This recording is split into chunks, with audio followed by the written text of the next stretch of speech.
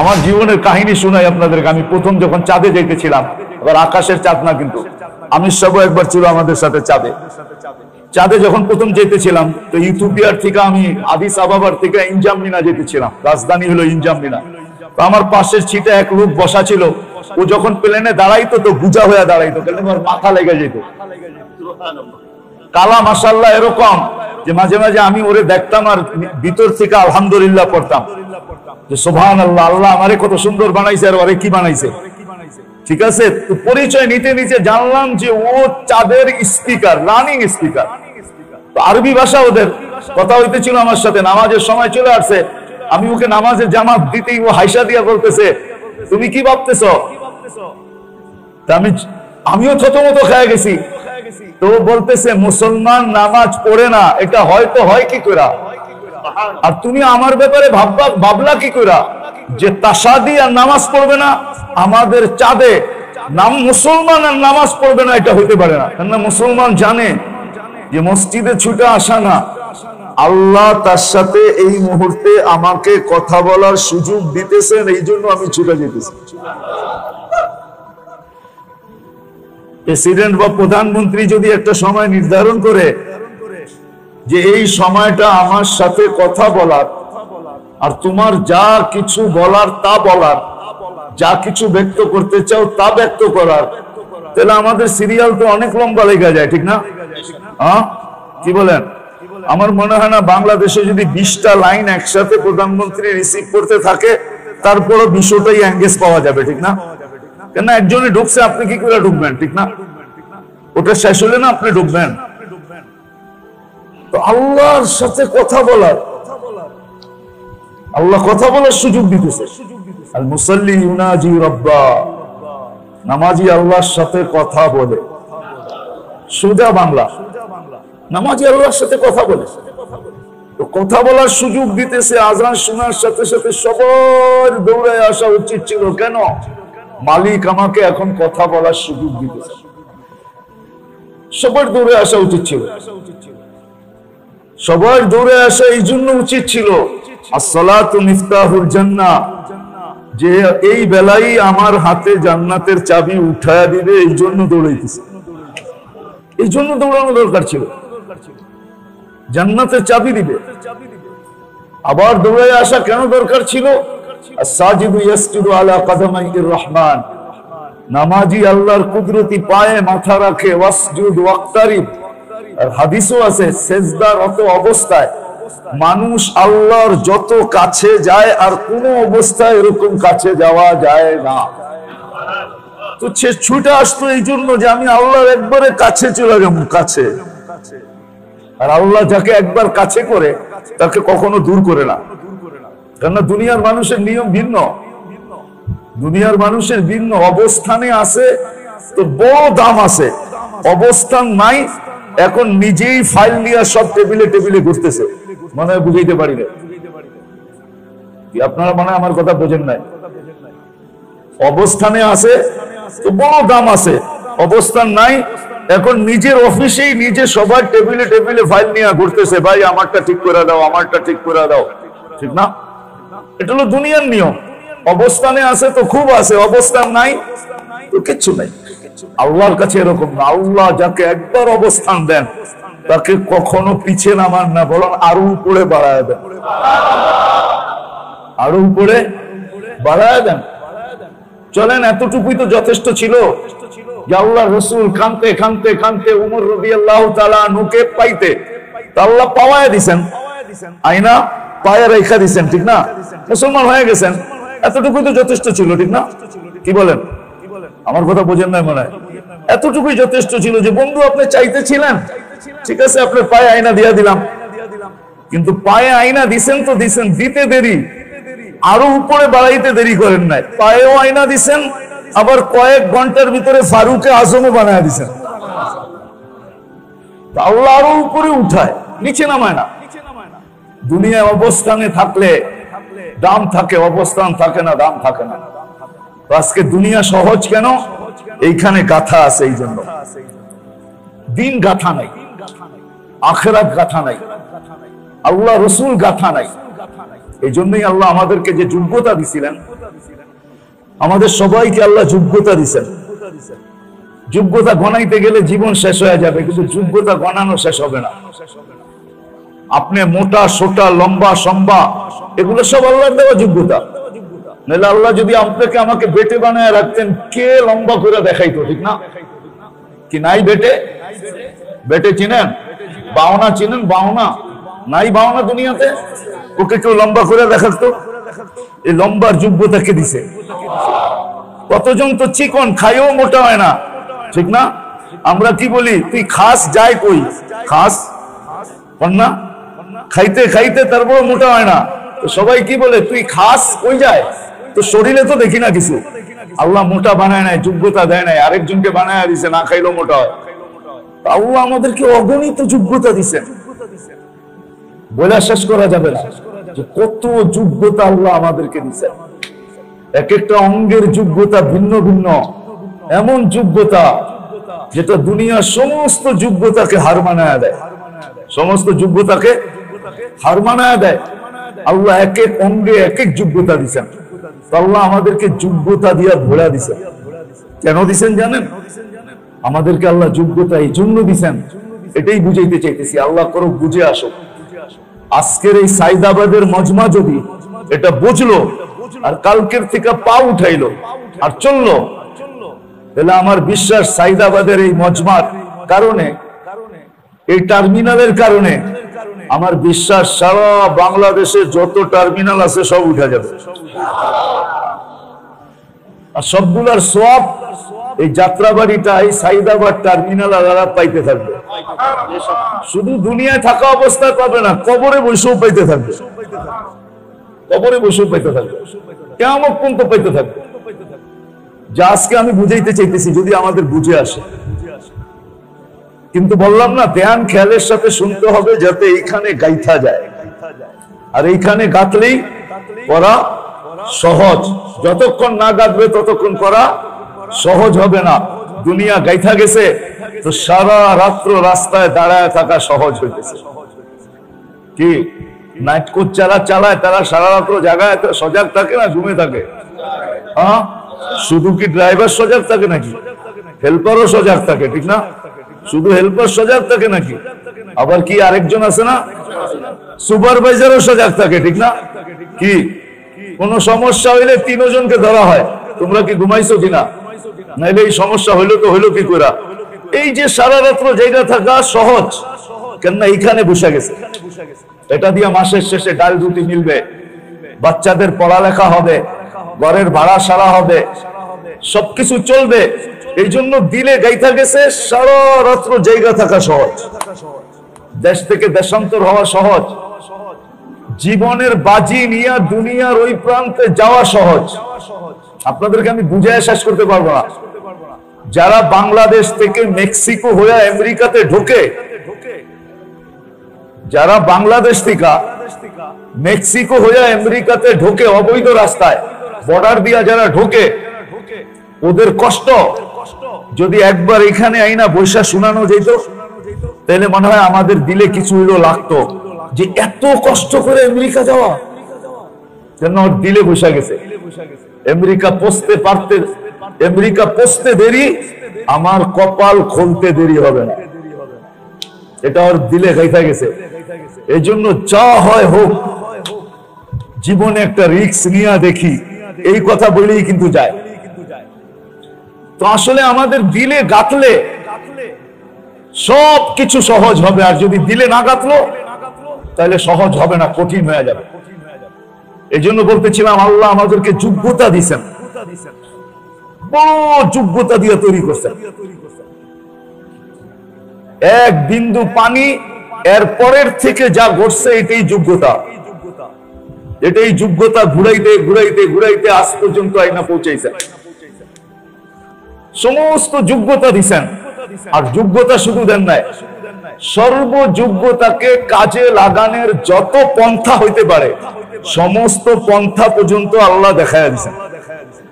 পন্থা পর্যন্ত সমস্ত রাস্তা দেখায় দিছেন, যে যোগ্যতাকে কোথায় কাজে লাগাইলে কি হবে। এই যোগ্যতাকে কাজে লাগানোর রাস্তাও আল্লাহ দেখাইছেন। আবার যোগ্যতাকে আল্লাহ সুরক্ষিত করতেছেন, 24 ঘন্টা আল্লাহ সুরক্ষিত করতেছেন, আমাদেরকেও করতেছেন, আমাদের যোগ্যতাকেও সুরক্ষিত করতেছেন। আর এটা আমার কথা না, আল্লাহর নিজেরই কথা। আল্লাহ ইঙ্গিত দিচ্ছেন, আযকুরুকা ওয়ালাউ তানসানি, 24 ঘন্টা আমি তোমাকে সুরক্ষিত করি, যদিও নাকি 24 ঘন্টা তুমি আমাকে ভুলে থাকো। আল্লাহ 24 ঘন্টা আমাদেরকে যোগ্যতা দিচ্ছেন, সুরক্ষিত করতেছেন। আবার সুরক্ষিতর সাথে সাথে 24 ঘন্টা আল্লাহ আমাদের প্রয়োজন মিটাইতেছেন। যেই মৌসুমে যেটা দরকার আল্লাহ ওইটা আমাদের দুয়ার পর্যন্ত পৌঁছায় দিতেছেন। যেই মৌসুমে যেটা দরকার, গরমে যেটা দরকার ওটা পৌঁছাইতেছেন, শীতে যেটা দরকার ওটা পৌঁছাইতেছেন।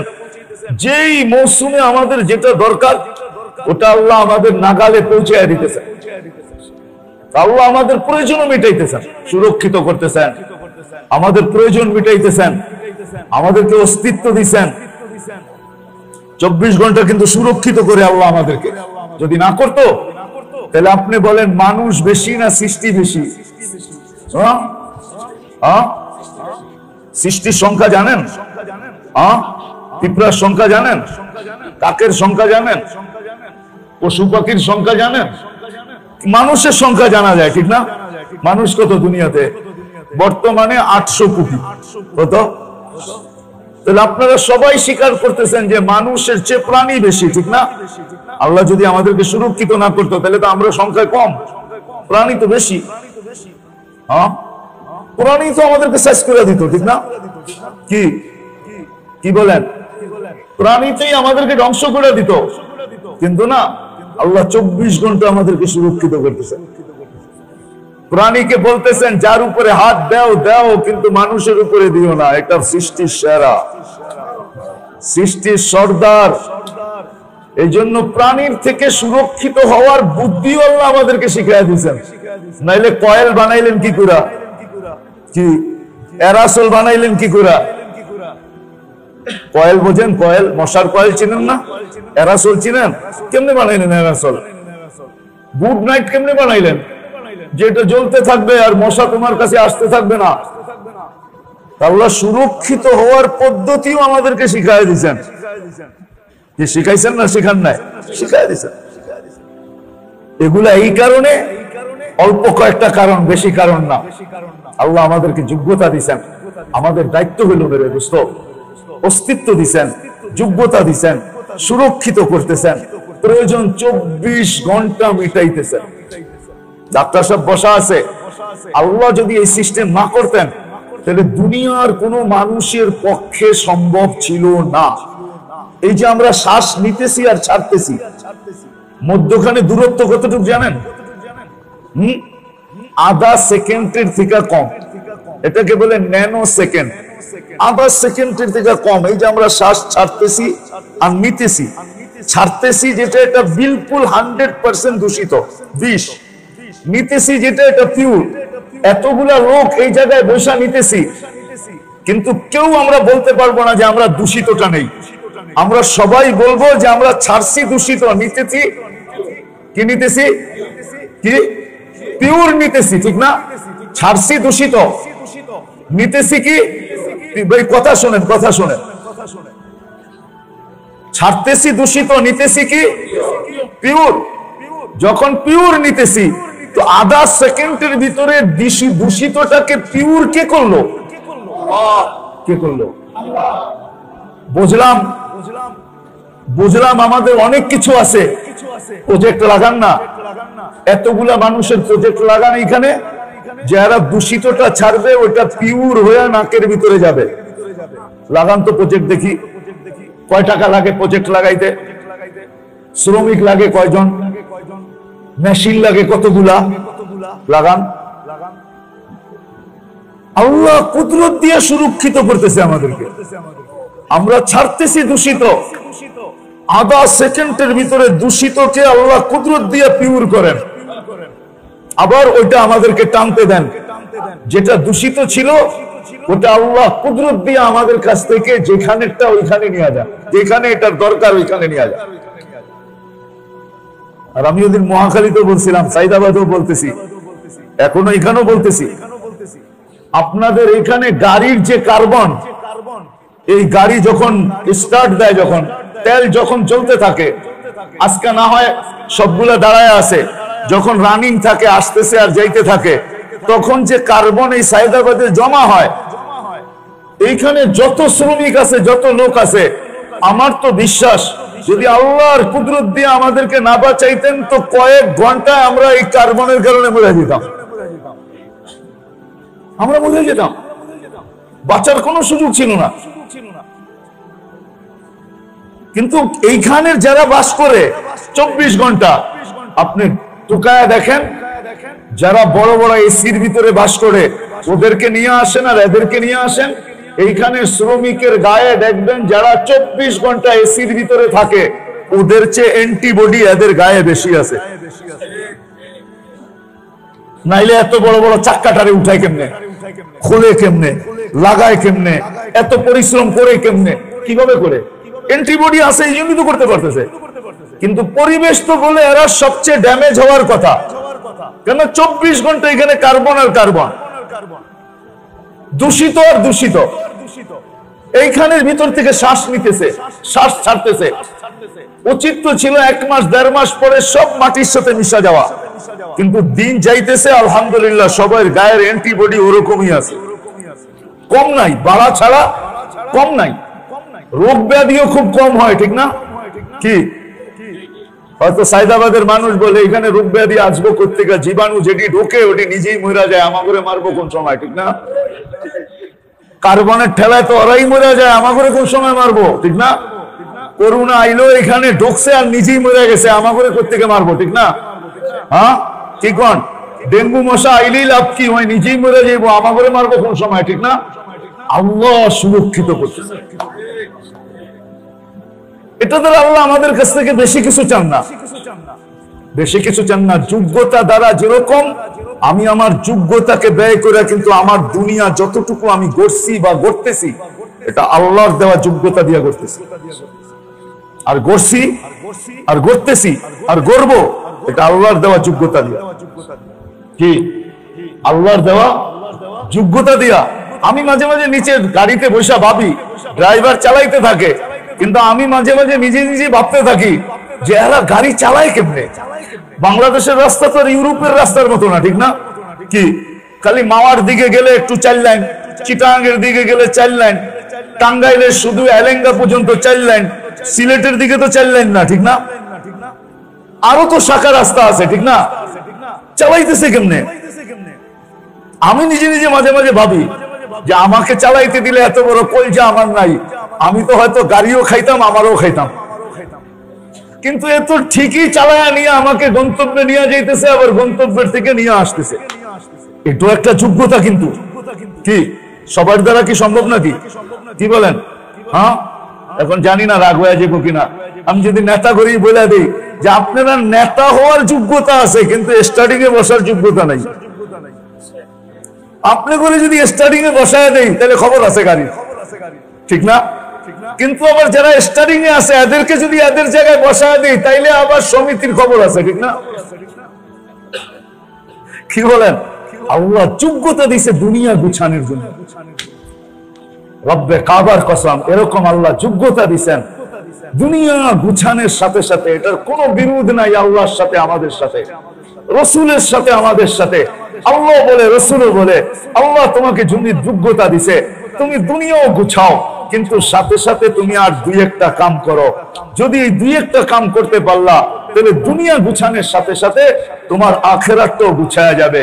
সেটা হলো যোগ্যতাগুলা তুমি আল্লাহকে মানার ভিতরে লাগাও, আল্লাহর দাবি পূরণের ভিতরে লাগাও। কেন? তুমি আল্লাহর বান্দা, তুমি আল্লাহর বন্দেগীর ভিতরে লাগাও, অতটুক লাগাও যতটুক তোমার সাধ্যে আছে। সাধ্যের বাহিরে আল্লাহ চান নাই। চাইলে কোরআন এই কথা বলতো না, লা ইউকাল্লিফুল্লাহু নাফসান ইল্লা উসাহা। সাধ্যের বাহিরে আল্লাহ চান নাই, বরং আল্লাহ রসুল নিষেধ করছেন। এই জন্যই আল্লাহ রসুল বলছে লা রাহবানিয়াতা ফিল ইসলাম, আমি বৈরাগ্যতা নিয়ে আসি নাই, ওয়ালা সাইরুরাতা ফিল ইসলাম, ইসলামে কোনো বাধ্যবাধকতা নাই। আল্লাহ রসুল বলছে আমি বৈরাগ্যতা নিয়ে আসি নাই, আমার ইসলামের ভিতরে কোনো বৈরাগ্যতা নাই যে সংসার ত্যাগী, সব ত্যাগ করে দিবে। এটা যে করে ও মুহাম্মদুর রাসূলুল্লাহর তরিকার উপরে নাই। ছাড়তে বলেন না।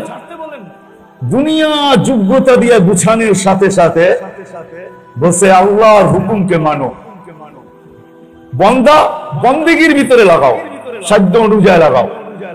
আমি তো বলবো 24 ঘন্টার ভিতরে বন্দেগী মাত্র 2 ঘন্টা। কয় ঘন্টা? কি এখানে ওলামা একরাম আছেন, ওই একজন দেখতেছি উনি ওনাদের কাছ থেকে ফতোয়া নেন। 24 ঘন্টার ভিতরে 32 রাকাত পড়তে লাগে মাত্র 2 ঘন্টা। যদি পার রাকাত 2 মিনিট হয় তো 2 ঘন্টা লাগে না, 64 মিনিট লাগে, 1 ঘন্টা 4 মিনিট লাগে। 24 ঘন্টা এতটুকু বন্দেগী। আমি 2 ঘন্টা ধরলাম, 22 ঘন্টা নফল। আপনি যদি নাও করেন তাহলে কোন হুজুর ফতোয়া দিতে পারবে না যে আপনাকে আল্লাহ ধরবে। করলে পাবেন, না করলে কোনো কি নাই, জরিমানা নাই। করলে পুরস্কার আছে, না করলে কোনো জরিমানা না আছে। জরিমানা কি হুজুররা কি কয়? জরিমানা আছে কি? কোন হুজুর জরিমানা আছে? কোনো জরিমানা নাই। 24 ঘন্টার ভিতরে মাত্র 1 ঘন্টা হলো বন্দেগী। 12 মাসের ভিতরে শুধু 1 মাস হলো বন্দেগী। কয় মাস? কয় মাস? রোজা কয় মাস? কয় মাস? কিন্তু 1 মাস রাখবে, আল্লাহ লিখবে কয় মাস? 10 মাস লিখবে। আবার 10 মাস না, 1 মাস রাখবে, 83 বছর লিখবে। লাইলাতুল কদর 83 বছর। আল্লাহ বেশি চায় না, বন্দেগী বেশি চান না। বন্দেগী অল্প, আমরা বুঝতে ভুল করতেছি। বন্দেগী অল্প, সব কিছু নিজে করা সত্ত্বেও আমাদেরকে বলতেছে যোগ্যতা দিয়া দুনিয়াও গুছাও। সাথে সাথে আমি যে তোমাকে অস্তিত্ব দিলাম, তুমি যে আমার বান্দা, একটা কাজ করো, বেশি বন্দেগীর ভিতরেও কিছু দাও। পুরাটাই দুনিয়া গুছানোর ভিতরে দিও না, বন্দেগীর ভিতরেও কিছু দাও। আপনি দেখেন একটা কথা, আসসালাতু ইলা সালাতি কাফারা। এক নামাজ পড়ে আরেক নামাজের জন্য পা রাখবেন মসজিদে, মধ্যবর্তী গুনাহটা মাফ হয়ে যাবে। জানি না উলামা আমার সাথে একমত হবে কি হবে না। মধ্যবর্তী সময়টা ইবাদত হয়ে যাবে, শুধু গুনাহ মাফ হবে না। কি হবে? মধ্যবর্তী সময়টা কি হয়ে যাবে? ইবাদত হয়ে যাবে। অথচ আপনি করেন নাই। যেমন একটা উদাহরণ দেই, আপনি এশার নামাজ বাজমাত পড়া, ফজরের নামাজ বাজমাত পড়ছেন, তাহলে সব হুজুররা ফতোয়া দিতে বাধ্য যে পুরা রাত্র তুমি ইবাদতে কাটায় দিছো। যদি পুরা রাত্রটা ইবাদত হয়, তাহলে এক নামাজের থেকে আরেক নামাজে যখন পা দিবে, তখন গুনাহও মাফ হবে, সময়টাও ইবাদতের ভিতরে লেখা হবে। কিন্তু ইবাদত করে নাই। তো প্রথম কাজ হলো যোগ্যতা দ্বারা দুনিয়া গুছানোর সাথে সাথে বান্দা হিসাবে আল্লাহর বন্দেগীর ভিতরে দেওয়া, সাধ্য অনুযায়ী, বেশি না। আল্লাহ বেশি চান না। টাকা দিছেন তো 2.5% চাইছেন, কত দিয়া চাইতেছেন, না দিয়া না।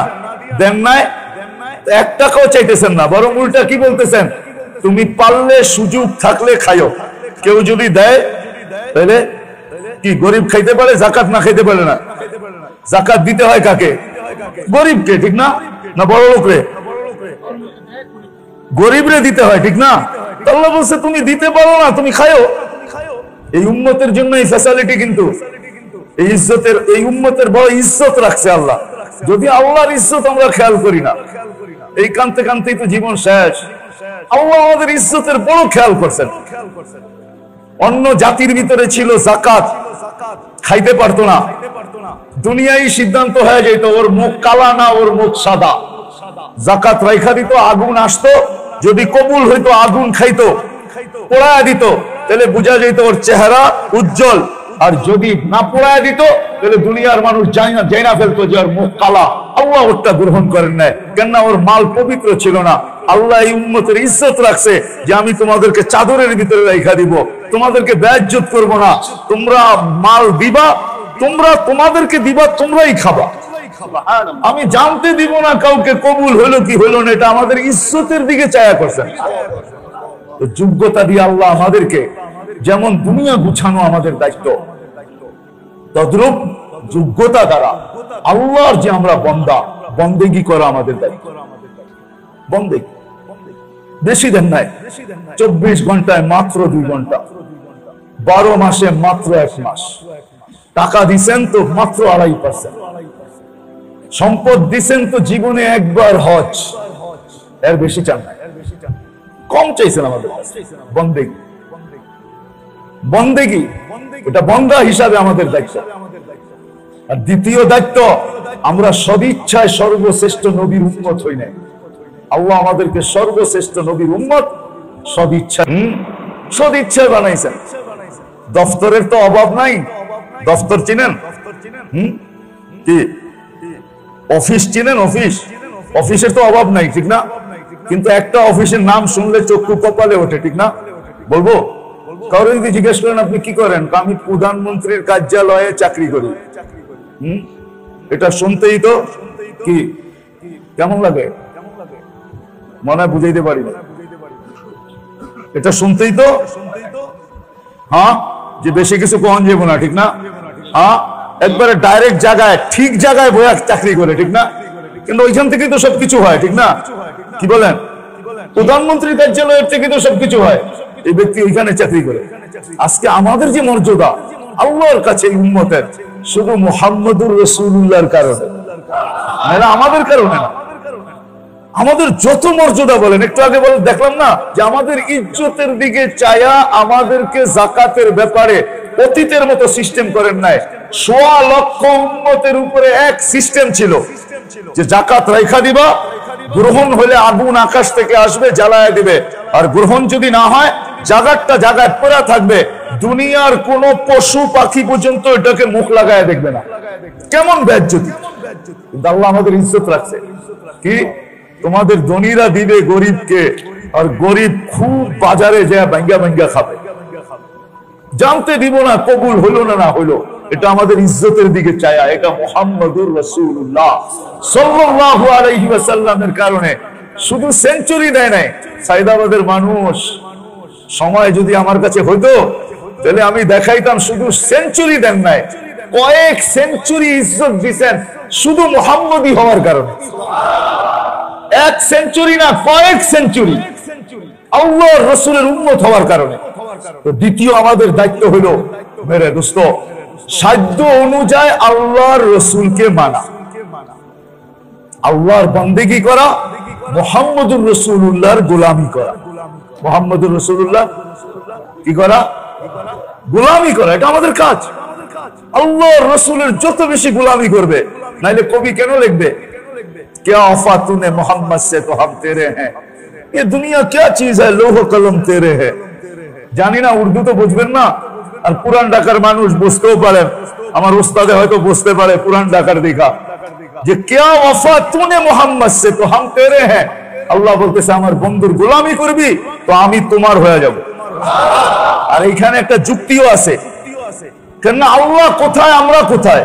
আল্লাহ আল্লাহ কোথায়? আল্লাহ কোথায়? আরে বলেন না, গান না শুনছেন, গজল না শুনছেন, তুমি আকাশে আমি জমিনে, তাহলে আল্লাহ তো আকাশে, আমি আল্লাহ আরশে আজিমে আর আমি জমিনে। আপনাকে আমি পাবো তো পাবো কি করে? আর আল্লাহর সিফত যদি দেখেন তাইলেও তো আপনি, আজকে তো আমরা আল্লাহর সিফত দেখি না, যে আল্লাহর পরিচয় দেখি না, যে আল্লাহ কে। 99 নাম ছিল আল্লাহর পরিচয়। এই জন্য উচিত ছিল প্রত্যেক মুসলমানের মুখস্থ করা উচিত ছিল, কেননা এটার পিছনে একটা বিরাট বড় পুরস্কার আছে। মান হাফিজাহা, যে 99 নাম মুখস্থ করলো, বুখারী শরীফের রওয়ায়াত, সে জান্নাতে যাবে, সে জান্নাত, তাকে জান্নাত দিবে।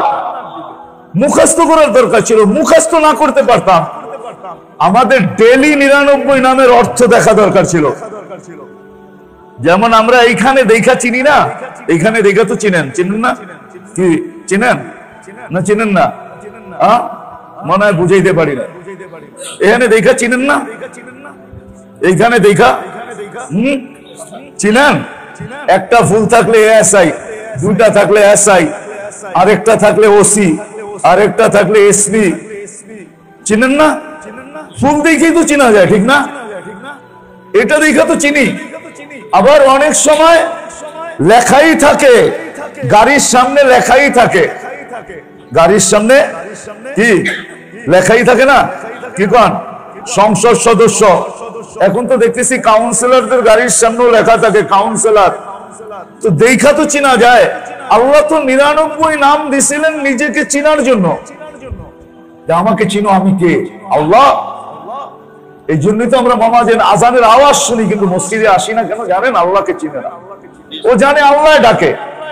ও যদি জানতো যে আমাকে শুধু আল্লাহ ডাকে না, আমাকে রহমানও ডাকে, আমাকে রহিমও ডাকে, আমাকে মালিকও ডাকে, আমাকে কুদ্দুসও ডাকে, আমাকে সালামও ডাকে, আমাকে মুমিন ডাকে, আমাকে মুহাইমিন ডাকে, আমাকে আসিস ডাকে, আমাকে জব্বার ডাকে, আমাকে মুতাকাব্বিরুল খালিকুল বারিউল মুসাব্বিরুল গফফারুল কহ্হারুল ওয়াহ্হাবুর রাজ্জাকুল ফাত্তাহুল আলিমুল قابض الباسط الخافض الرافع المؤس المذل السميع البصير الحكم العدل اللطيف الخبير الحليم العظيم الغفور الشكور العلي الكبير الحفيظ المقيت الحسيب الجليل الكريم الرقيب المصيب الواسع الحكيم الودود المجيد الباعث الشهيد الحق الوكيل القوي المتين الولي الحميد الموصي المبدي المعيد المحيي المميت الحي القيوم الواجد الماجد الواحد الاحد الصمد القادر المقتدر المقدم المؤخر الاول والاخر الظاهر والباطن الوالي المتوالي البر التواب المنتقم العفو الرؤوف مالك الملك ذا الجلال والاكرام المقسط والجامع والغني والمغني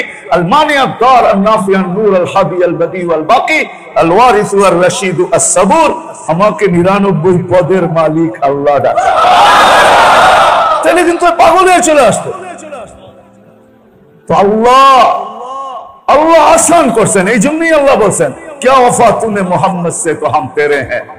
তুমি যদি আমার বন্ধুর গোলাম হইলা, আমার বন্ধুর গোলাম হইলা, আমার বন্ধুর অনুসরণ অনুকরণ করলা, তো আমি আল্লাহ তোমার হয়ে যাব, তুমি আমাকে পাওয়া যাবে। দুনিয়া কি জিনিস যেটা মশার ডানার সমান দাম নাই, এটা তোমাকে দিয়া হেও করবো তো করবো কেন? দুনিয়া কি জিনিস, দুনিয়া क्या चीज है, লৌহ কলম তেরে হ্যাঁ। সমস্ত সৃষ্টি জগৎ সব কিছু তোমার, এমনকি আমি আল্লাহ তোমার। এই জন্য দ্বিতীয় আমাদের কাছে দাবি হলো বন্দেগীর সাথে সাথে নবীর গোলাম। নবীর নবীর নবীর মানেন, বুঝতেন? বুঝে আসলো? নবীর গোলাম। এখন বলবেন সবগুলা কি আমি করতে পারবো? এই জন্য নবীজি আল্লাহর পক্ষ থেকে আমাদের জন্য সহজ করতেছেন। লাউ তামাসসাকা বিসুন্নতি মান তামাসসাকা বিসুন্নতি মান আহাব্বা সুন্নতি মান আহিয়া সুন্নতি মান হাফিজা সুন্নতি। যে আমার একটা সুন্নতকে নিজের জীবনের ঐতিহ্য বানাবে, নিজের জীবনে একটা সুন্নতে অভ্যস্ত হবে, ওই সময় যে সময় ফিতনা আর ফিতনা, যেমন আজকে ফিতনা আর ফিতনা, সর্বদিকে নবীর সুন্নত আজকে বিতাড়িত, লাঞ্ছিত, বঞ্চিত, অবহেলিত, দীক্ষিত, ঘৃণিত। এই সময় যে একটা সুন্নতকে নিজের সঙ্গী বানাবে, আল্লাহ রাসূল ওয়াদা করতেছেন 100 শহীদের সওয়াব তোমাকে দেওয়া হবে। আমাদের দুনিয়া এই যোগ্যতা দ্বারা দুনিয়া গুছানোর সাথে সাথে আমাদের আরো কয়েকটা দায়িত্ব আছে। প্রথম দায়িত্ব বান্দা হিসাবে বন্দেগী করা, উম্মত হিসাবে আল্লাহর নবীর কি গোলামি করা, আর তৃতীয় হলো সারা দুনিয়ার মানুষকে সাধ্য অনুযায়ী উমুমি মেহনতের দ্বারা, খুসুসি আপনি পারবেন না, খুসুসি গুলো আল্লাহ নির্বাচিত করেছেন। খুসুসি বুঝেন? বিশেষ বিশেষ মেহনত, যেটা দায়িত্ব, যেটা সবাইকে সব দপ্তর দেওয়া হয় না। দেওয়া হয় নাকি? কি হ্যাঁ, সবাইকে সব দপ্তর দেওয়া হয়? হ্যাঁ, সচিব তো সবাই, ঠিক না? কিন্তু মন্ত্রী বিষয়ক সচিব কি সবাই নাকি? ওটা কয়জন? হ্যাঁ, মনে হয় বুঝাইতে পারি না। কয়জন? একজন না? না কয়েকজন? একজন। সবাইরে সব দায়িত্ব দেন না। আল্লাহ আমাদেরকে দায়িত্ব দিচ্ছেন কেন জানেন? আরেকটা দায়িত্ব আল্লাহ আমাদেরকে দিচ্ছেন, সেটা উমুমি দায়িত্ব দিচ্ছেন আমাদেরকে, খুসুসি না। খুসুসি হুজুর করে দিচ্ছেন, কাউকে দিচ্ছেন তুমি হরফ সুরক্ষিত করবা, কোরআন হাদিসের হরফ, হরফকে সুরক্ষিত করবে। এরা কারি, সারাদিন কোরআন নিয়ে হরফ নিয়ে মেহনত করে। কাউকে আল্লাহ যোগ্য, কাউকে আল্লাহ নির্বাচিত করছেন তোমরা আলফাজ সুরক্ষিত করবা, শব্দগুলাকে। এরা হলো হাফেজ, সারাদিন কোরআনের আলফাজ নিয়ে পড়ে থাকে। আরেকজনকে আল্লাহ দায়িত্ব দিয়েছেন তুমি কোরআন হাদিসের ব্যাখ্যা এবং তর্জমা নিয়ে তর্জমাকে সুরক্ষিত করবে। এরা ব্যাখ্যা তর্জমা নিয়ে সারাদিন সুরক্ষিত করতেছে। কেউ উল্টা তর্জমা বলতে দেরি, ব্যাখ্যা করতে দেরি, গলায় ধরতে দেরি করে না। আর চতুর্থ আছে একদল যারা বিশেষ, যারা কোরআন হাদিসের নূরকে সুরক্ষিত করছেন, এরা আল্লাহওয়ালা। এরা কারা? এরা কারা? আল্লাহওয়ালা, যাদের চেহারা দেখলে মানুষ বলে এটা মিথ্যাবাদীর চেহারা হতে পারে না, এটা মিথ্যাবাদীর হতে পারে না। এরা বিশেষ। এদের এই 4 দল ছাড়া বাকি সব আমাদেরকে দায়িত্ব দিয়েছেন, উমুমি দায়িত্ব। সেটা হলো প্রত্যেক মানুষ যেন আল্লাহর বন্দেগীর উপরে উঠে, মুহাম্মদুর রাসূলুল্লাহ সাল্লাল্লাহু আলাইহি ওয়াসাল্লামের গোলামির উপরে উঠে। এই জন্য যে যাকে যেখানে পাবে ওইখানেই হাতে পায়ে ধরে বুঝাবে, এই উমুমি দায়িত্ব আল্লাহ আমাদের সবাইকে দিয়েছে। তাবলীগ এটার নাম। তাবলীগের নাম বাড়ি ছাড়া না। রাগ হয়ে যায় না কেউ আবার আমির সাহেবের পায়ে ধরি। তাবলীগ এটার নাম না, যে বাড়ি ছেড়ে দেওয়ার নাম তাবলীগ না, গাট্টিলে দুনিয়ার কোনায় কোনায় যাওয়ার নাম তাবলীগ না। তাবলীগ তো এটা হইলো আমি যেখানে যাকে পাবো, আমি যেখানে থাকবো, যাকে যেখানে পাবো ওইখানেই তাকে পায়ে ধরে এই কথা বুঝাবো যে ভাই এই যোগ্যতা যেটা আল্লাহ আমাদেরকে দিয়েছেন, দুনিয়া গুছানোর সাথে সাথে আমাদের 3টা দায়িত্ব। এক, তো আল্লাহর বান্দা হিসাবে আমি সাধ্য অনুযায়ী আল্লাহর বন্দেগী করব। আযান শুনবো তো নামাজে ছুটে যাব, রমজান আসবে তো রোজা রাখবো, সম্পদ যদি দিয়া থাকে তো যাকাত দিব, সম্পদ যদি দিয়া থাকে তো হজ করব, সম্পদ যদি দিয়া থাকে তাহলে গরিবদেরকে সহযোগিতা করব।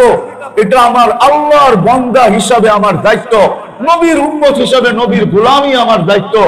আর সারা দুনিয়ার মানুষরে উমুমি ভাবে, ব্যাপক ভাবে তুই যেখানে থাকস ওইখানে যাকে পাবি তাকে হাতে পায়ে ধরে এটা বুঝানো তোর আর আমার দায়িত্ব।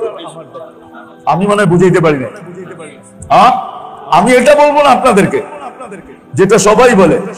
এই জন্য আগে পায়ে ধরে মাপ চেয়ে নিছি। তাবলীগ এটার নাম না যে আপনি বাড়ি ছেড়ে দেন, গাট্টি লয়ে দুনিয়ার কোনায় চলে যান, বিবি বাল বাচ্চার খবরই না নেন, এটার নাম তাবলীগ না। তাবলীগ তো এটা হইলো যে আমি যেখানে থাকবো যাকে পাবো, যেখানে থাকবো, লঞ্চে আসি যাকে পাবো, ট্রেনে আসি যাকে পাবো, বাসে আসি যাকে পাবো, বাজারে আসি যাকে পাবো, অফিসে আসি, খেতে আসি, খামারে আসি, মেইলে আসি, ফ্যাক্টরিতে আসি, বাড়িতে আসি, ঘরে আসি, রোডে আসি, ঘাটে আসি, দেশে আসি, বিদেশে আসি, যেইখানে আমি আসি ওইখানে যাকে পাবো তাকে এই মোটা 2টা কথা বুঝানো, 3টা কথা বুঝানো আমার দায়িত্ব। এই 3টা কথা যে বান্দা আল্লাহ যে যোগ্যতা দিয়েছেন, ও মানুষ দুনিয়াকে গুছানোর সাথে সাথে নিজের আখিরাতকে গুছানোর জন্য আল্লাহর বন্দেগীর ভিতরে কাটানো, নবীর গোলামির ভিতরে কাটানো। আর প্রত্যেক মানুষকে এই কথা উমুমি ভাবে বুঝানো, ব্যাপক ভাবে। আজকে তো শুধু সাইদাবাদে 2টা শব্দই শোনা যায়, কে যাইবেন কই যাইবেন, ঠিক না? কে যাইবেন কই যাইবেন, ঠিক না? কি মনে হয় ভুল বললাম, ঠিক না? কে যাইবেন আর কই যাইবেন, ঠিক না? এই 2টাই তো শব্দ এখানে। কে যাইবেন আর কই যাইবেন। আপনি কিশোরগঞ্জ যাইবেন না চিটাগাং যাইবেন না ফরিদপুর যাইবেন না বরিশাল যাইবেন না রাজশাহী যাইবেন, কই যাইবেন? যেখানের কথা বলে ওরাই টাইনা নিয়ে যায়, ঠিক না? কি বরিশাল করলে বরিশাল টানাটানি শুরু করে, ঠিক না? একটু আগের থেকে মনে হয় একটু কমছে, ঠিক না? আগের চেয়ে একটু কমছে, কিন্তু এইটাই তো, 2টাই তো শব্দ। হ্যাঁ কি 2টাই শব্দ না? কে যাইবেন কই যাইবেন, ঠিক না? কোন জায়গায় যাইবেন আর কে যাইবো, বাসালার জায়গায় কে যাইবো, কোন জায়গায় যাবে, এটাই তো। এই 2টাই শব্দ না, এটার সাথে আরো 2-4টা শব্দ আমাদের যোগ করতে হবে। তাইলে আমার বিশ্বাস এই সাইদাবাদে বৈশা আপনারা ডেলি, সাইদাবাদে ডেলি কত লোক উঠানামা করে, কত?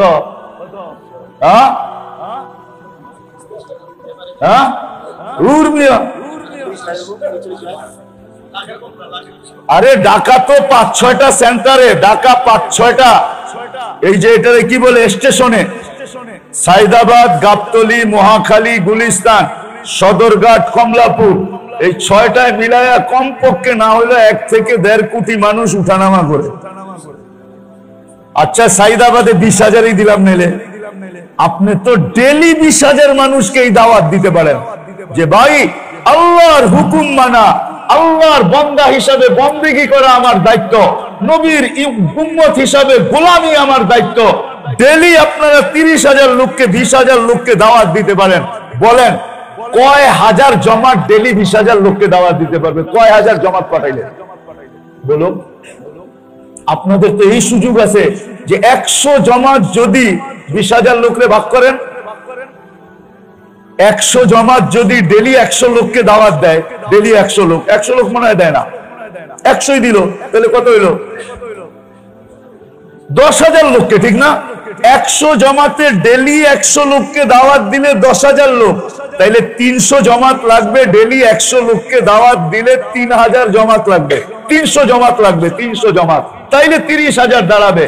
আর সাইদাবাদ আলারা উমুমি দাওয়াত ডেলি এইখানে দাঁড়ায় 30,000 লোককে দিতে পারে। আমার কথা কিন্তু শেষ, যদি বুঝে আইসা থাকে।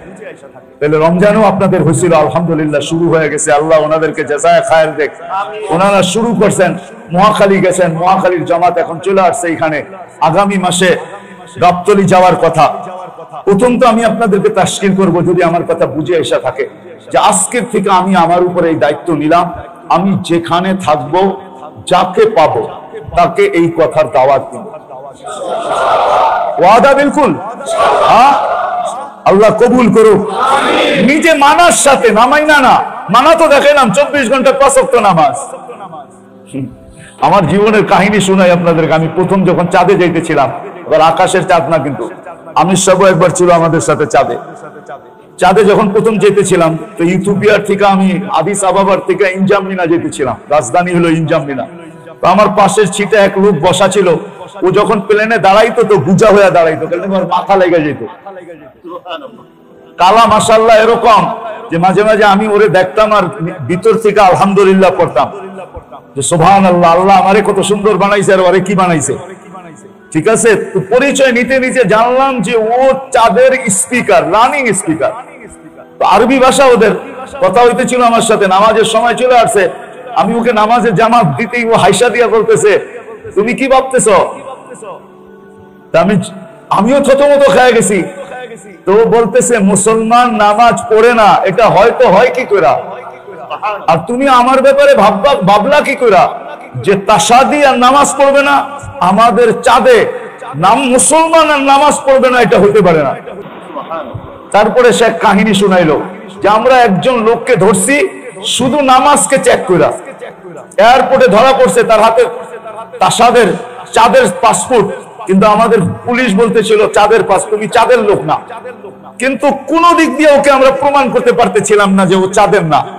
তো আমরা ওরে 3 দিন এয়ারপোর্টে রাইখা শুধু অবজার্ভ করছি, লক্ষ্য করছি ও নামাজ কি করে।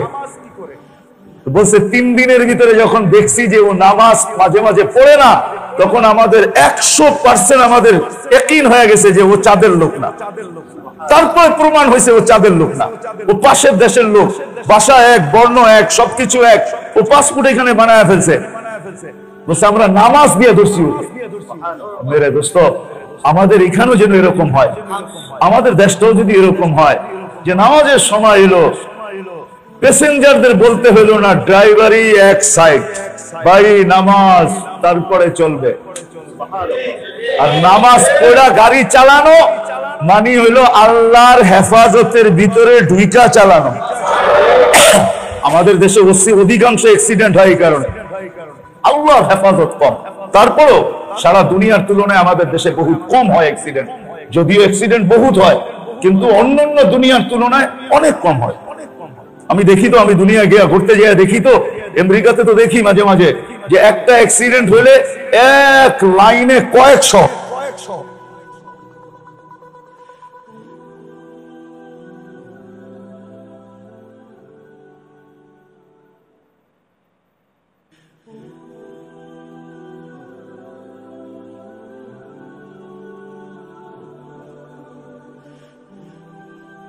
আবার এরা হইল গুরু, সর্বপ্রথম স্টেশন তো এটাই, সবচেয়ে পুরাতন। এরা যদি, আর মহাখালী আর গাবতলী আর গুলিস্তান, এরা যদি দায়িত্ব নিয়ে নেয়, তাহলে আমার বিশ্বাস বাংলাদেশে কোনো স্টেশন থাকবে না যেখানে শ্রমিকরা না নামাজ পড়বে, ড্রাইভার পাওয়া যাবে না যারা দিনদার না হবে। এই জন্য আপনারা দায়িত্ব নিতে রাজি? আগামী মাসে কে কে রাজি দেখি? হ্যাঁ, পাক্কা? কই যাবেন? কোন জায়গায়? সত্য? আরে দাঁড়ান তো দেখি কে কে যাবেন।